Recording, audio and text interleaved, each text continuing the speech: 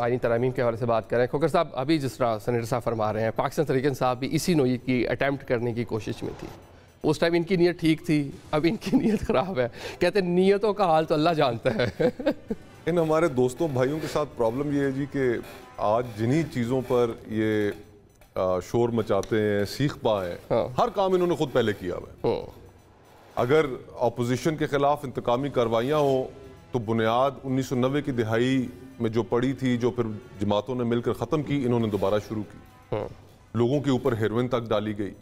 رات کو ہسپتالوں سے خواتین کو اٹھا کر واپس جیلوں میں بھیجا گیا. پھر ہر قانون سازی انہوں نے تیار کر کے رکھی ہوئی تھی, موقع انہیں ملا نہیں. اب یہ جس قانون سازی کی بات کی جا رہی ہے, اس وقت کھوسا صاحب کو ایکسٹینشن دینا چاہتے تھے, آصف سعید کھوسا صاحب کو. جی ہاں, ٹھیک ہے. اور دیگر جماعتوں سے رابطہ بھی کیا گیا, لیکن اس وقت باقی جو جماعتیں تھیں وہ راضی نہیں ہوئی, اور پھر یہ آئیڈیا ڈراپ کر دیا گیا. توسیع کیوں دینا چاہتے تھے ان کو, کھوسا صاحب کو؟ میرے خیال سے توسیع ان کا بھی شاید اتنا فیصلہ نہیں تھا جتنا فیصلہ بڑے گھر کا تھا.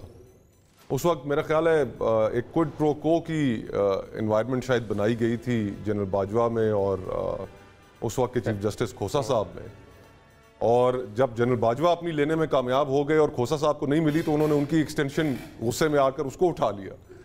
تو ہمارے ہاں اب یہ دیکھیں, یہ ایکسٹینشنز نے ایک سائیکل آف انسٹیبلٹی کریٹ کر دیا ہے ہمارے پولیٹیکل پروسیس میں, چاہے وہ فوج کے اندر ہو یا چاہے وہ جوڈیشری کے اندر ہو.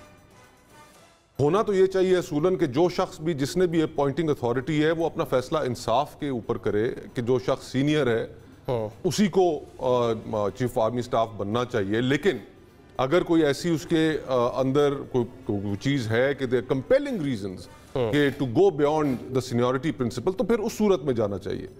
لیکن ہمارے ہاں کیونکہ کسی چیز میں انصاف, ڈسکریشنری پاور کا جب بھی استعمال ہوتا ہے تو وہ پاور ٹھیک طریقے سے کبھی استعمال نہیں کی جاتی. سیاستدانوں کی خواہش یہی ہوتی ہے میرا جج میرا جرنیل, اور اس کے نتیجے میں ہمیشہ پرابلم میرا صحافی بھی ایڈ کر لیں, میرا صحافی بھی ایڈ کر لیں.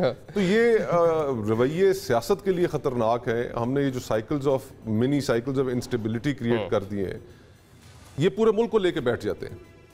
اب جو بل سینیٹر صاحب نے بھی تیار کر رکھے ہیں, اصولاً تو یہ ہونا چاہیے کہ یہ ایکسٹینشنز کا سلسلہ بالکل ہی ختم ہونا چاہیے. بلکہ یہ ایک توسیع ہے. پارلیمنٹ 5 سال کے لیے آتی ہے, چلے پارلیمنٹ پوری کر رہی ہے مدت اپنی.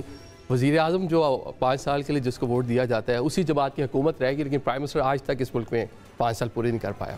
یہ ہماری بدقسمتی ہے کہ قیام پاکستان سے لے کر اب تک کوئی وزیر اعظم اپنی مدت پوری یہاں پر نہیں کر پایا, اور وقت سے پہلے اس کو حکومت سے نکال دیا جاتا ہے, اور وہ ایک وکٹم کارڈ لے کر لوگوں کے پاس جاتا ہے. ہماری سیاست کے اندر جو بہت بڑی ڈسٹورشن ہے کہ لوگوں سے یا جو حکمران واپس عوام میں جاتے ہیں وہ اپنی کارکردگی کی بنیاد پہ نہیں جاتے, وہ اس زیادتی کی بنیاد پہ جاتے ہیں جو اسٹیبلشمنٹ ان کے ساتھ کرتی ہے, اور پھر ان کی کارکردگی پیچھے رہ جاتی. ٹھیک ہے. آج کوئی سوال نہیں کر رہا کہ عمران خان صاحب ان کے دور حکومت میں انہوں نے 1 کروڑ نوکری, 50 لاکھ گھر کا وعدہ کیا تھا, کرپشن کو ختم کرنے کی بات کی تھی. آج وہ ٹاپکس ہی نہیں ہے کانورسیشن میں. بلکہ بیچ میں کچھ اور بھی ایڈ کر لیں, 2 ارب ڈالر جو باہر سے لانے تھے, قرضے اتارنے تھے, IMF سے قرضہ نہیں لینا تھا, آج ان پہ گفتگو ہی نہیں ہے. ٹھیک ہے. بلا شبہ آج وہ اس ملک کے پاپولر لیڈر ہے, لیکن آج گفتگو صرف اس کا پیمانہ جو ہے وہ یہ ہے کہ آپ کے ساتھ زیادتی ہوئی, آپ کو نکالا گیا, آپ کو پھر پولیٹیکل وکٹمائزیشن کا سامنا کرنا پڑا. تو یہ چیزیں ہمارے ملک میں